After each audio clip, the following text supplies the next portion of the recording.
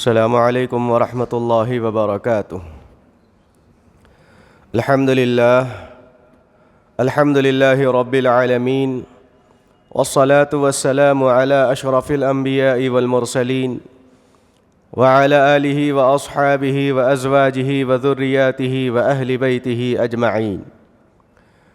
اما بعد فقد قال اللہ تبارک وتعالی فی القرآن المجید والفرقان الحمید، فاعوذ باللہ من الشیطان الرجیم، بسم اللہ الرحمن الرحیم۔ اتل ما اوحی الیک من الکتاب واقم الصلاة ان الصلاة تنہی عن الفحشاء والمنکر ولذکر اللہ اکبر۔ صدق اللہ المولانا العظیم وصدق رسولہ النبی الکریم، ونحن على ذلك من الشاہدین والشاکرین والحمد للہ رب العالمین۔ محترم حاضرین کرام، معزز بزرگوں اور میرے دینی بھائیوں، ہم سب مل کر وجہ تخلیق کائنات سرور کون و مکان تاجدار مدینہ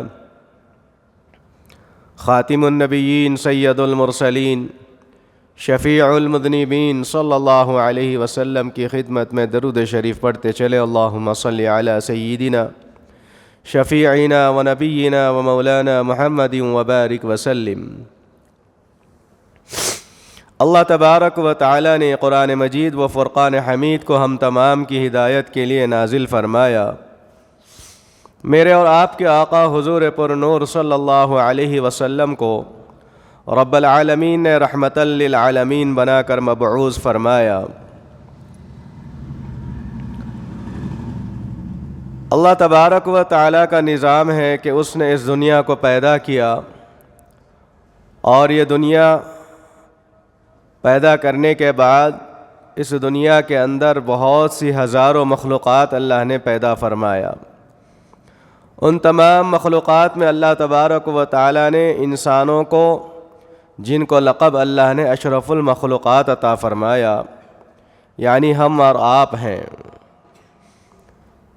پھر انسانوں اور جنات کے تعلق سے فرمایا وَمَا خَلَقْتُ الْجِنَّ وَالْإِنسَ إِلَّا لِيَعْبُدُونَ۔ ہم نے جنات کو، انسان کو محض اس لیے پیدا کیا کہ وہ ہماری عبادت کرے۔ یہ اللہ کے کلام میں فرما دیا گیا۔ تو جب اللہ تبارک و تعالیٰ نے ہمارے پیدا ہونے کا مقصد ہمارے سامنے رکھ دیا، ہم اس مقصد کو کتنا ادا کر رہے ہیں۔ حکم ملا کہ ہم انسانوں کو عبادت کے لیے پیدا کیا، تو ہم اللہ کی کتنی عبادت کر رہے ہیں، اللہ کی کتنی اطاعت کر رہے ہیں، اللہ تبارک و تعالیٰ کو کتنا راضی کر رہے ہیں۔ حالانکہ ہونا یہ تھا کہ انسان اپنی ضروریات سے فارغ ہو کر صرف اور صرف اللہ کی عبادت میں لگنا تھا، لیکن اب اس کا معاملہ الٹا ہو گیا۔ انسان اپنی پوری ضروریات کر رہا ہے، اس میں سے کچھ وقت اللہ کی عبادت میں لگا رہا ہے۔ چنانچہ یہ جو مہینہ ہے، جس مہینے میں ہم اور آپ آئے ہیں، اس مہینے کا نام رجب المرجب ہے۔ بڑا مبارک مہینہ ہے، بڑا عظمتوں والا مہینہ ہے، بڑا رحمتوں والا مہینہ ہے، اور اس مہینے کی ایک تاریخ ہے 27 رجب۔ ہم اور آپ جانتے ہیں کہ اس تاریخ میں اللہ تبارک و تعالیٰ نے حضور پاک صلی اللہ علیہ وسلم کو اپنے دربار میں بلایا تھا، یعنی جس کو ہم اور آپ شب معراج کے نام سے جانتے ہیں۔ یہ اللہ تبارک و تعالیٰ نے حضور پاک صلی اللہ علیہ وسلم کو اپنے دربار میں کیوں بلایا؟ جتنے سابقہ انبیاء علیہم الصلاۃ والسلام تشریف لائے، اللہ تبارک و تعالیٰ نے سوائے حضرت موسیٰ کلیم اللہ کے سب کو اپنی اپنی جگہ پہ صحیفے عطا فرمائے، معجزات عطا فرمائے، جو شریعت ان کو دینا تھا وہ تمام چیزیں ان کو اسی روئے زمین کے اوپر عطا فرمایا تھا. لیکن قربان جائیے فدا امی و ابی، رسول اللہ صلی اللہ علیہ وسلم کو اللہ تبارک و تعالی نے جب دیکھا کہ طائف کے میدان میں حضور پاک صلی اللہ علیہ وسلم کے جسم اطہر پر پتھر برسائے گئے، اللہ اکبر، حضور کے محبوب ہیں، رحمت للعالمین ہیں، لیکن طائف کے لوگوں نے اللہ کے نبی صلی اللہ علیہ وسلم کو کہیں کا نہیں چھوڑا. جس گلی سے آپ جاتے تھے آپ کے پیچھے بچوں کو لگا دیتے تھے. اب وہ بچے ہنسی مذاق اڑاتے، وہ بچے ڈھنڈورا پیٹتے ہوئے جاتے، ان کی باتیں لوگ نہ سنیں، ان کا مذاق اڑاتے. اس طرح سے حضور پاک صلی اللہ علیہ وسلم کے ساتھ طائف کے میدان میں، طائف کے پاس حضور کے ساتھ برتاؤ کیا گیا. لقد اخفت فی اللہ ما یخفى احد، اللہ کے نبی صلی اللہ علیہ وسلم فرماتے ہیں جتنا اللہ کے اس کام میں، اس مشن میں، دعوت و تبلیغ کے کام میں جتنا مجھے ڈرایا گیا شاید ہی اتنا کسی اور نبی کو ڈرایا گیا ہو. لقد اخفت فی اللہ، اللہ کے راستے میں جتنا مجھے ڈرایا دھمکایا گیا ہوگا شاید ہی کسی اور نبی کو جو ہے ڈرایا گیا ہو. وَلَقَدْ أُوذِيتُ فِي اللَّهِ مَا يُؤْذَى أَحَدٌ، اور جتنی تکلیفیں مجھے اس اسلام کی خاطر مجھے دی گئی شاید ہی کسی اور کو جو ہے اس میں دی گئی.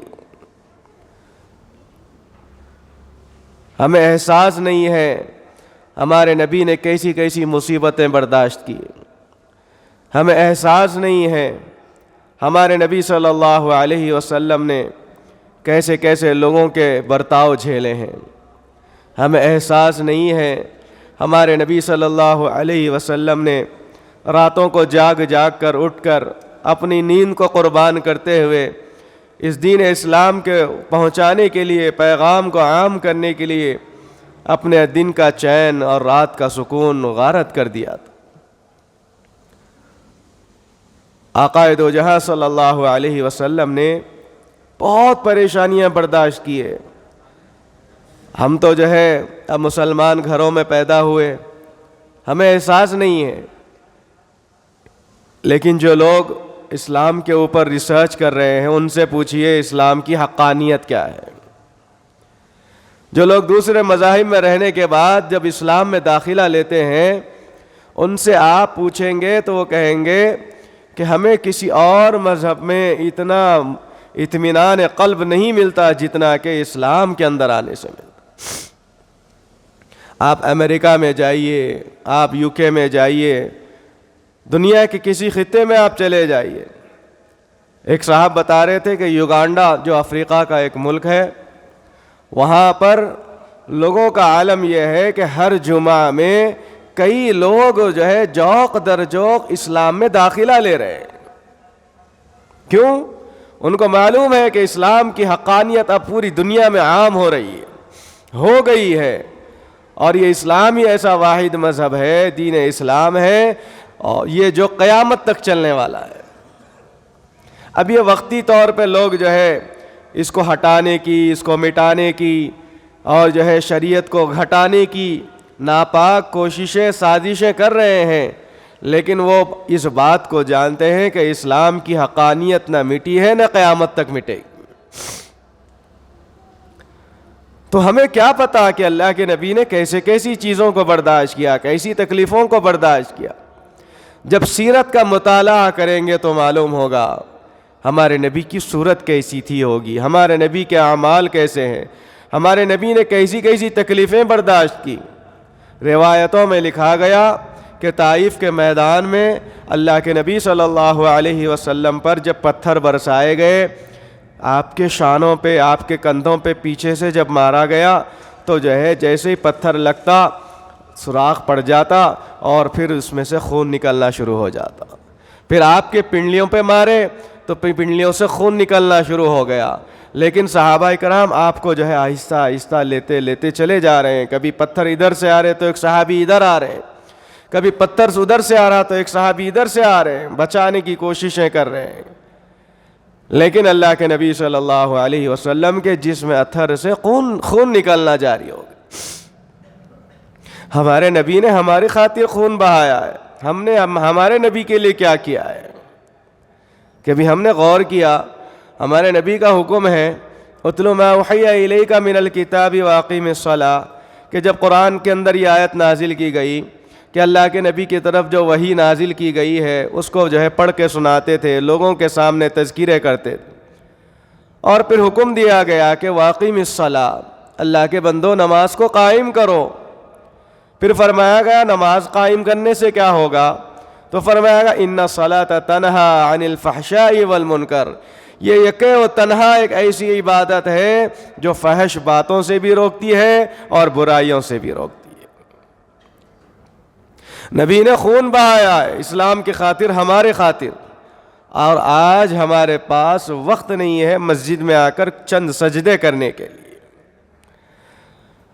اور روایتوں میں یہ بھی بات ملتی ہے اللہ کے نبی صلی اللہ علیہ وسلم جب گھسیٹتے گھسیٹتے پیروں میں ورم آ گیا، زخم آ گیا، خون نکلنا شروع ہو گیا، جب ایک باغ کے کونے میں چھاؤں میں بٹھا کر آقا علیہ الصلاۃ والسلام کے صحابہ دیکھ کر رو رہے ہیں، آنکھوں سے آنسو بہا رہے ہیں۔ اللہ کے نبی نے فرمایا کیوں رو رہے ہو؟ کہنے لگے یا رسول اللہ ہمارے ہوتے ہوئے بھی آپ کے جسم سے خون نکلے، یہ کیسے ہم برداشت، اور وہ لوگ بھی گھائل ہے، صحابہ بھی زخمی ہے۔ تو جب اللہ کے نبی صلی اللہ علیہ وسلم کا نعلین مبارک، جوتا مبارک پیروں سے نکالنے کی کوششیں کی گئی تو میرے محترم بزرگوں دوستو چمڑا بھی نکل کے آ گیا پیروں کا، اللہ، خون اتنا چپک گیا تھا جوتے کے اندر، نعلین کے اندر، کھینچ کے جب اس کو نکالا گیا تو چمڑا بھی پیر کا نکل گیا۔ اتنی قربانیاں ہمارے نبی نے دی ہے، ہم اللہ کے نبی کے لیے کیا قربانی دے رہے ہیں؟ ہم کیا آقا علیہ الصلاۃ والسلام کے غلامی کا حق ادا کر رہے ہیں؟ ہمارے پاس زبانی خرچ کے علاوہ اور کوئی دوسرا کام موجود نہیں ہے۔ ہم دین اس کو سمجھ رہے ہیں کہ بھائی آگے مسجدوں میں پڑھ لیے، نمازیں پڑھ لی، یہ تو اپنی آخرت کی فکر ہے۔ ہم لوگوں کے لیے کیا کام کر رہے ہیں؟ ہم دین اسلام کی کیا محنت کر رہے ہیں؟ ہم پوری دنیا کے لوگوں کے لیے کیا خدمت انجام دے رہے ہیں؟ آج ہم یہ سمجھ رہے ہیں کہ بھئی ہم تہجد پڑھ لیے، ہم نمازیں پڑھ لیے، یہ تو ہم اپنے لیے کر رہے ہیں، اپنی آخرت سنوار رہے ہیں۔ لیکن فرمایا کیا گیا کہ تم بھی جاؤ جنت میں، ساتھ میں تمہارا بھائی بھی جنت میں جائے، اس کی فکر ہم کو کرنا ہے۔ ہمارے اپنے بھائی کو اپنے ساتھ ہاتھ پکڑ کے جنت میں لے جانا ہے، اپنی بہن کو جنت میں لے جانا ہے، اپنے رشتہ داروں کو جنت میں لے جانا ہے، اپنے دوست احباب کو جنت میں لے جانا ہے۔ اور ہم یہ سمجھ رہے ہیں کہ بس ہم نے اتنا کام کر لیا، بس ہو گیا۔ آج تو میرے محترم بزرگوں دوستو ہمارے پاس مسجد میں آ کر نماز ادا کرنے کے لیے بھی وقت نہیں۔ بہت سے نوجوانوں کو ہم دیکھ رہے ہیں ہوٹلوں میں وقت گزارتے ہیں، چورستوں پہ وقت گزارتے ہیں۔ بھائی آپ چائے پینے جا رہے ہیں تو جائیے، چائے پیجیے، آپ کو کوئی روکنے والا نہیں، لیکن آپ مسجد سے جب آواز آتی ہے آؤ اللہ کے گھر کی طرف، اب آپ یہ بتائیے کہ کوئی ایسا مقام، کوئی ایسی جگہ بتائیے جہاں پر آپ کے لیے یہ اعلان ہوا ہو کہ یہاں خیر ہے، یہاں کامیابی ہے۔ کسی ایک مقام کا آپ جگہ بتلا دیجئے کہ جہاں سے یہ آواز لگائی گئی ہو کہ بھئی یہاں پہ آ جاؤ، آپ کامیاب ہو جائیں گے۔ آپ کالج جائیں گے، وہ عارضی کامیابی کا ضامن رہے گا۔ آپ کورٹ جائیں گے، آپ پولیس اسٹیشن جائیں گے، آپ اسکول جائیں گے، آفس جائیں گے، دفتر جائیں گے، بازار جائیں گے، گارڈن جائیں گے، گھومنے پھرنے کی جگہوں پہ جائیں گے، وہاں سے یہ آواز آ ہی نہیں سکتی کہ آؤ آپ کو کامیابی ملے گی۔ یہ اللہ کا واحد ایسا گھر ہے کہ جس کے میناروں سے یہ آواز آتی ہے حی علی الصلاۃ حی علی الفلاح، آؤ اللہ کے بندو کامیابی یہیں پر ہے، آؤ اللہ کے بندو کامیابی یہیں پر۔ جس مقام میں، جس جگہ میں کامیابی کا اعلان ہو رہا ہے، آج ہمارا نوجوان وہ جگہ پہ آنا چھوڑ رہا ہے۔ پھر جو ہے دنیا کے اندر کامیاب ہونے کی کوششیں، دھکے کھا رہے ہیں، کسی کے قدم میں گر جا رہے ہیں، کسی کی چاپلوسی کر رہے ہیں، کسی کو جو ہے منانے کی کوششیں ہو رہی ہے، کسی سے عاجزی کر رہے ہیں، کسی کے سامنے انکساری کر رہے ہیں۔ ارے اللہ کے سامنے آ کے گر جاؤ، یہ ایسا در ہے کہ جو اس در میں جھکتا ہے اللہ پوری دنیا کے لوگوں کو اس کے سامنے جھکا دیتا ہے۔ یہاں جھکنا ہم چھوڑ دیے، اللہ نے پوروں کے سامنے جھکانا شروع کر دیا ہمارے لیے۔ اگر ہم اللہ کے پاس آ کر جھک جاتے، اپنی پیشانی کو رگڑتے، اپنی ناک کو لگاتے، تنہائیوں میں اللہ سے مانگا کرتے، اور آپ دیکھ لیجئے کہ کون سا ایسا دفتر ہے، کون سی ایسی انسٹیٹیوٹ ہے، کون سا ایسا اجلاس ہے، کون سا ایسا جو ہے مقام ہے کہ جس میں آپ کو 24 گھنٹے انٹری دی جاتی ہو۔ آپ بڑے سے بڑے پی ایم کے، بڑے سے بڑے سی ایم کے، بڑے سے بڑے منسٹر کے، ایم ایل اے کے، کارپوریٹر کے، چھوٹے سے لیڈر کے پاس بھی اگر کوئی کام لے کر آپ جائیں گے تو وہ لوگ کہیں گے کہ فلاں وقت میں فلاں صاحب ملیں گے، یہ وقت میں آپ گئے تو مل سکتے، وہ بھی آپ پہلے نہیں جا سکتے، آپ کو پہلے اپائنٹمنٹ لینا پڑے گا۔ یہ پوری دنیا کے اندر اللہ وحدہ لا شریک لہ کا ایسا دفتر ہے، ایسا مقام ہے جو سروسز 24 گھنٹے ہم کو ملتی ہے، کوئی اس میں اپائنٹمنٹ لینے کی ضرورت نہیں پڑتی، کوئی اس کے اندر وقت لینے کی ضرورت نہیں پڑتی، آپ جب چاہے جب اللہ کے در پہ آ سکتے، اللہ سے مانگ سکتے ہیں۔ جب 24 گھنٹے سروس دینے کا یہاں اعلان ہو رہا ہے، آپ ایسے در کو چھوڑ کے، ایسے در کے اوپر آنا آپ پسند کرنا تھا، ایسے در کے چھوڑ دیے آپ، اور آپ جا کے غیروں کے دروں کو پکڑ لیے۔ میرے محترم بزرگوں، آؤ، ابھی بھی اللہ نے ہم کو جو ہے وقت غنیمت عطا فرمایا ہے، پھر اگر ہمارے جسم سے یہ جان نکل جائے گی تو ہم کل پھر جو ہے اللہ کے سامنے یہی کہنا شروع کر دیں گے، یا لیتنی کنت ترابا، کہ کاش ہم مٹی ہوتے تو ہمارا حساب نہیں ہوتا، لیکن اللہ نے ہم کو انسان بنایا ہے تو ہم کو سوال و جواب دینا ہے۔ تو یہ رجب المرجب کا بڑا مبارک مہینہ ہے۔ اس مہینے میں حضرت انس بن مالک رضی اللہ تعالی عنہ راوی ہے، اللہ کے نبی صلی اللہ علیہ وسلم نے ارشاد فرمایا کہ جیسے ہی رجب کا مبارک مہینہ آتا، اللہ کے نبی صلی اللہ علیہ وسلم اس دعا کو کثرت سے پڑھتے تھے، اللہم بارک لنا فی رجب و شعبان وبلغنا الی رمضان، کہ پروردگار عالم ہمارے لیے رجب کا مہینہ بڑا مبارک مہینہ بنا دیجیے۔ رجب اور شعبان کے مہینے میں اللہ کے نبی کی خاص دعا ہمارے لیے، اور اللہ سے مانگا جا رہا ہے کہ تو برکتیں عطا فرما، اور برکتیں یہاں تک فرما دیجئے کہ ہم کو عافیت کے ساتھ رمضان کے مہینے میں پہنچا دیجئے۔ یہ دعا ہم کو بھی کثرت سے کرتے رہنا چاہیے، جب کبھی دعا کرے اللہ سے مانگنا چاہیے، اللہ کے سامنے گڑ گڑانا چاہیے کہ مولا یہ پورے مہینے تو نے ہم کو دیے، اور اس رجب کے مہینے میں عرب کے اندر لڑائی جھگڑا بھی نہیں ہوتا تھا، محرم کے مہینے میں لڑائی جھگڑا نہیں ہوتا تھا، ذی قعدہ ذی الحجہ کے مہینے میں لڑائی جھگڑے نہیں ہوتے تھے، تو جب اتنی اس کی عظمت آ گئی، کفار و مشرکین بھی جیسے یہ مہینہ آتا اپنی لڑائیوں کو ختم کر دیتے تھے۔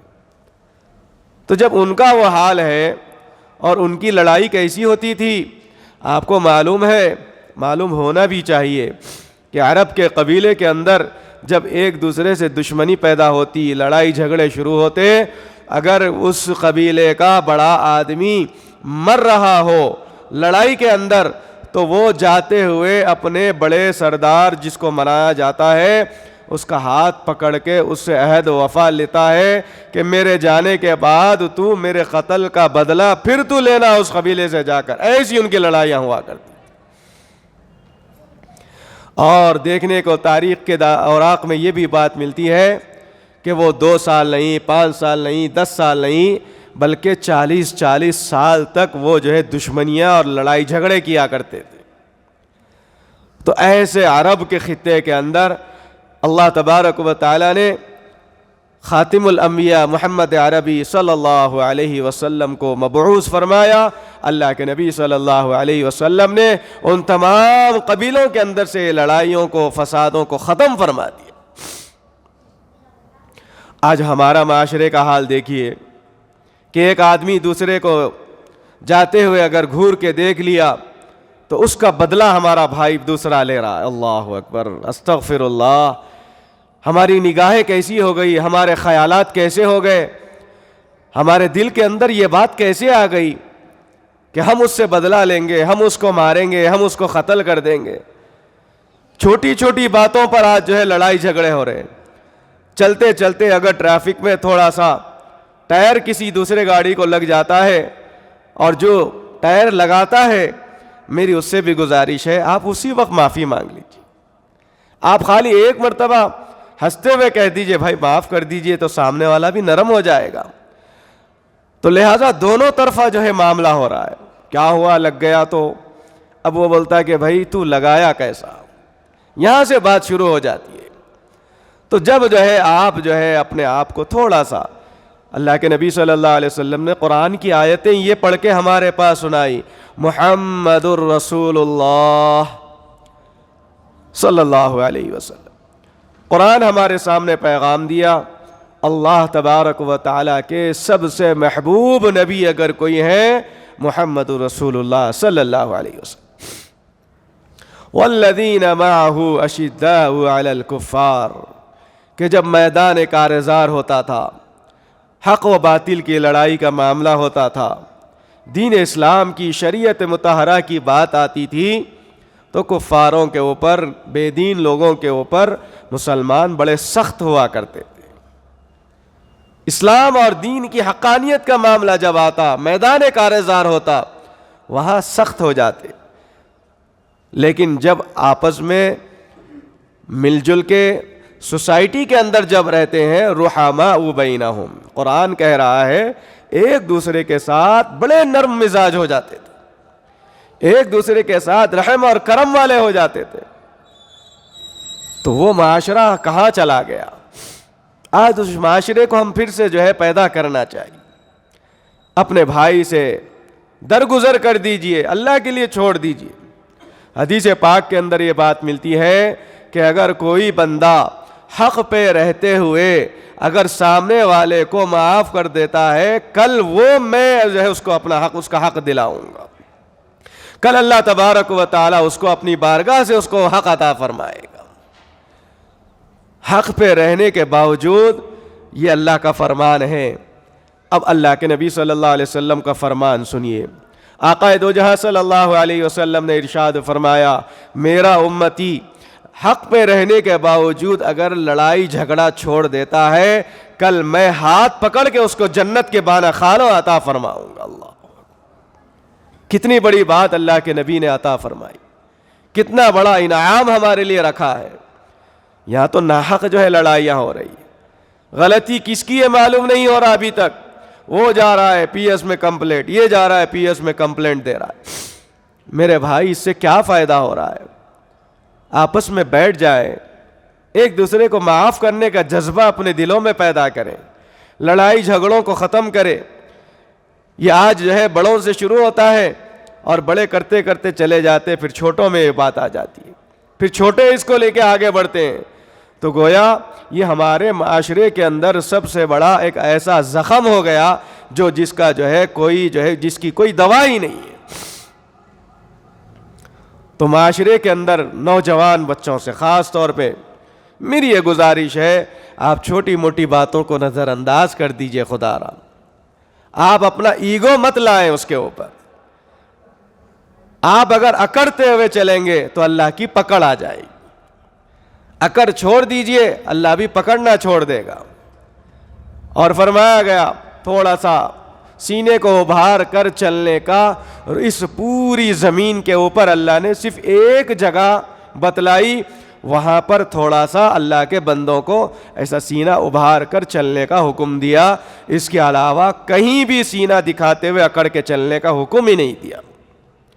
اور وہ جگہ ہے خانہ کعبہ کا طواف کرتے، وہاں اللہ کو بتانا، یا اللہ تیرا یہ بندہ جو ہے تیرے سامنے آ گیا، تیرے گھر کا چکر لگاتے لگاتے اس بات کا اعلان کرنا چاہ رہا ہے یا اللہ۔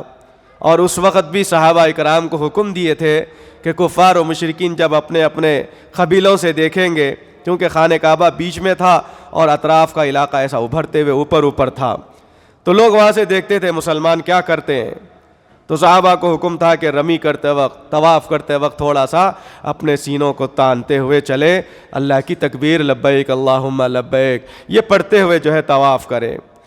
تو صحابہ اکرام جب ایسا کرتے تو وہ پریشان ہو جاتے تھے کہ دیکھو مسلمان طواف کرتے ہوئے بھی وہ جو ہے ان کا دبدبہ ابھی بھی باقی ہے، لہٰذا اب ہم ان سے جو ہے بدلہ اور جو ہے ان سے جو ہے لڑائی جھگڑا نہیں کر سکتے۔ اب وہ چیز کو لے کر ہمارے نوجوان آج کل جو ہے دیکھنے کو یہ مل رہا ہے کہ ہمارا نوجوان باڈی بلڈر بن رہا ہے۔ کریے آپ ریاض البدنیہ، جس کو عربی میں کہا گیا کہ جسمانی طاقت، آپ جم میں جائیں، کسرت کریں، کشتی کریں، یہ ساری چیزیں آپ کو جو ہے صحت مند رکھنے کی علامتیں ہوتی ہیں، لیکن ہم نے دیکھا کہ ہمارے نوجوان بچے اپنی اس باڈی کو کئی اور طریقے پہ بھی استعمال کرتے ہیں۔ بہت سے بچوں کو دیکھ رہے ہیں، نوجوانوں کو دیکھ رہے ہیں کہ کسی کا جو ہے پلاٹ قبضہ کر لیے تو بڑے بڑے شدے لوگوں کو لا کے وہاں بٹھا دیتے ہیں۔ بھائی خدا را اللہ کی پناہ میں آ جائیں، اگر ناحق آپ نے کسی کی ایک گز، ایک بالشت، حدیث کے اندر بات آتی ہے کہ جو اللہ کا بندہ ناحق طریقے سے کسی کی زمین ایک بالشت بھی قبضہ کر لے گا، اللہ تبارک و تعالی قبر سے ہی اس کا عذاب شروع کر دے گا۔ قبر کے اندر اللہ 7 زمین کا طوق اس کے گلے میں ڈال دے گا۔ گویا یہ طریقہ بتلایا جاتا ہے کہ اگر ایک آدمی کو سلایا جائے اور اس کے اوپر، اس کے جسم، اس کے سر کے اوپر اگر ایک پہاڑ رکھ دیا جائے گا تو وہ پہاڑ کے وزن سے کتنا اندر دھستا چلا جائے گا۔ اللہ نے ایسا عذاب قبر میں جاتے ہی شروع کر دے رہا۔ اللہ آج لوگ یہ تصور کر رہے ہیں کہ بھئی کون پوچھنے والا ہے؟ اللہ ہمارے پوچھنے والے ہیں، اللہ سوال کرنے والے ہیں۔ اللہ ایسے ہی سوال نہیں کریں گے بلکہ اپنے بڑے بڑے فرشتوں کو بھیج کر کرائیں گے۔ کیسے فرشتے؟ جس کو دیکھ کر ہیبت طاری ہو جائے گی۔ آپ دیکھ لیجئے جو انسان اس دنیا سے جائے گا، جاتے رہے گا، اگر وہ برے عمل کرتے ہوئے رہتا تھا اس کی صورت بدل جائے گی، اس کی کیفیت بدل جائے گی، پسینے میں شرابور ہو جائے گا، دانت نکل جائیں گے، ہونٹ دھس جائیں گے، آنکھیں باہر آ جائے گی، منہ کھلا کا کھلا رہے گا۔ یہ کیفیت دنیا کے اندر اللہ بتلا رہا ہے کہ دیکھو جو دنیا کے اندر خرابیاں کرتا ہے، دنیا کے اندر زمینوں پہ قبضہ کرتا ہے، دنیا کے اندر لوگوں کے اوپر ظلم جبر کرتا ہے، دنیا کے اندر بری عادتوں میں ملوث رہتا ہے، دنیا کے اندر زناکاری میں مبتلا رہتا ہے، دنیا کے اندر شراب پینے کا عادی ہوتا ہے، دنیا کے اندر سود لینے والا ہوتا ہے، دنیا کے اندر لوگوں کو گالیاں دیتے ہوئے ان کے مال کو غصب کرتا رہتا ہے، ان کا موت کا وقت دیکھ لینا، تمہیں اس کا انجام معلوم ہو جائے گا۔ یہیں سے اللہ شروع کر دے گا۔ ابھی قبر کے اندر چلے ہی نہیں گئے تھے، وہیں سے اللہ جو ہے دنیا کو بتلا دے گا۔ مختصر زندگی ہے میرے محترم بزرگوں، دوستو، اس کو جو ہے اللہ کی عبادت میں، اطاعت میں، حضور پاک صلی اللہ علیہ وسلم کی سچی محبت میں گزار لیجئے۔ کتنا بھی ہم بڑے ارب پتی، کھرب پتی، جو پتی آپ کو لگانا ہے لگا لیجئے، جو حساب ختم ہونا ہے اتنی دولت کما لیجئے، اس دنیا سے جاتے وقت ہمارے کفن کو ایک جیب بھی نہیں رہے گا، اتنا یاد رکھ لینا۔ اور آپ کو ہم کو جو کفن کا کپڑا ملے گا وہی جو ہے 30 روپے 50 روپے، کوئی بڑا آدمی رہا تو 200 روپے میٹر ضرور رہے گا، لیکن سادہ جو ہے کفن کے کپڑے میں ہم کو جانا ہے۔ بڑے بڑے جو ہے آج برانڈ کے کپڑے پہن رہے ہیں، پہنیے، اللہ نے دیا ہے تو کوئی بات نہیں ہے، لیکن تکبرانہ انداز میں مت پہنیے۔ اللہ کے نبی صلی اللہ علیہ وسلم سواری پہ اختیار کرے تو قصوہ اونٹنی تھی، اور بھی اونٹنیاں تھے جس کی کوئی پوری دنیا میں نظیر نہیں تھی۔ ہم بہت سے لوگوں کو ایسے دیکھتے ہیں اللہ مال دولت سب دیتا ہے لیکن میلے کچیلے، بخالت کا کام، بخیل نظر آتے ہیں۔ ان لوگوں سے بھی اللہ سوال کرے گا، میں نے تم کو نعمت دی تھی، تم نے اچھی نعمت کو کیوں استعمال نہیں کی؟ اور جو لوگ پیسہ رکھتے ہوئے دکھاوے کے لیے تکبرانہ انداز میں، اللہ فرماتا ہے الردا، یہ جو ہے اللہ تبارک و تعالیٰ کی جو کبریائی ہے وہ اللہ کی چادر ہے. کل اللہ تبارک و تعالیٰ بندے سے پوچھے گا کہ تو نے میری چادر پر پیر کیوں رکھا؟ اب اللہ کا بندہ کہے گا یا اللہ میری اتنی مجال کہ میں تیری چادر پہ پیر رکھوں. اللہ فرماتے کبریائی تو میری چادر تھی اور تو نے دنیا کے اندر تکبرانہ انداز کیوں اختیار کیا تھا؟ گویا یہ تکبر تیرا اختیار کرنا میری چادر پہ پیر رکھنے کے برابر. اسی لیے فرمایا گیا اللہ اکبر، اکبر کے بعد اب کوئی لفظ نہیں ہے، اللہ سب سے بڑے ہیں. اب انسان بھی یہ بتلانا چاہتا ہے پوری بستی میں میں بڑا، پورے علاقے میں میں بڑا، پورے شہر میں میں بڑا، پورے ملک کا میں بڑا، پوری دنیا کا میں بڑا. بھائی یہ میں کرتے کرتے آخر میں کا گھر خالی رہے گا. اس لیے فرمایا گیا کہ ہم کہا کرو. میں کہتے کہتے انسان جو ہے تکبر میں آ جاتا ہے. ہم کریں گے، ہم مل کے کریں گے، ہم سب مل کے انشاءاللہ اللہ کی عبادت میں ذرہ برابر بھی کوتاہی نہیں کریں گے انشاءاللہ. بولیے انشاءاللہ. اللہ تبارک و تعالیٰ سے میری دعا ہے کہ رب العالمین ہم تمام کو ہمارا خاتمہ بالخیر فرمائے. مرنے سے پہلے مولا جو سزائیں ہوتی ہے، جو پریشانیاں ہوتی ہے، جو سکرات کی حالت ہوتی ہے، مولا ہم سب پہ آسانیاں فرمائے. مولا کریم صغیرہ کبیرہ تمام گناہوں کو معاف فرما دیجیے. مولا کریم 5 وقتہ نمازی بنا دے، حضور کا سچا غلام بنا دے. مولا کریم ہماری اس دعا کو حضور کے صدقے میں قبول فرمائیے. صلی اللہ تعالی علی النبی الکریم. الحمدللہ رب العالمین.